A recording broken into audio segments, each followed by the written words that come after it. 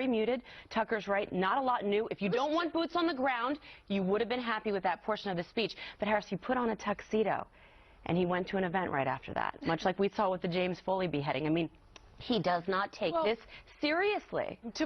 Not to put too fine a point on that, but I did find it curious that early on we were told that he would not be attending that event, and then that changed. And I'm not a fly on the wall, so I don't know exactly what those conversations were like with White House staff, so on and so forth. But that's part of the fact line. I want to ask you something, Kennedy, though, about some of the facts that were in the speech that are being cleaned up today by the White House, if you will, for lack of a better term. So at one point, the president said that Tashfeen Malik, the woman who was one of the suspects in San Bernardino massacre, was here on a waiver. Visa waiver, which is decidedly different from the fiancé visa that she, in fact, was on. So the White House a short time ago, or a short time after her speech, had to put out a fixed transcript, a repaired transcript, that had that fact in it. What happened? Was that just a breakdown? How do you fix a transcript? That's what I was wondering this morning. How can you amend a speech that you've already given and try and enter that as part of the official record? Congress does it every day. Yeah, I guess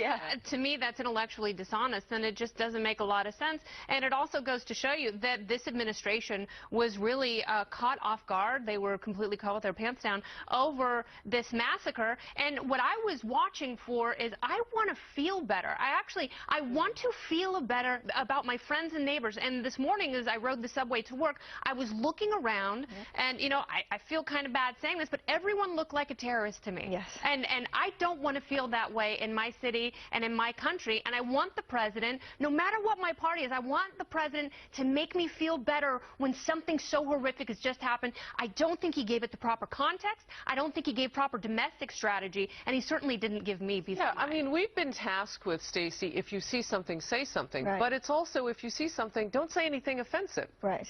It's ridiculous. And his speech was an epic fail. It was like when you have to go to a dinner with your parents, but you have a party to go to afterwards. That's what it felt like. He was just trying to get through it because he wanted to go to this event afterwards.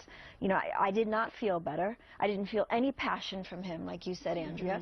I felt like he could give a, excuse me, like he could care less. He could care less. And here we have 14 people dead. Today is the anniversary of Pearl Harbor, okay? His speech should have had a lot more passion. Where is Winston Churchill when we need him, is all I have to say.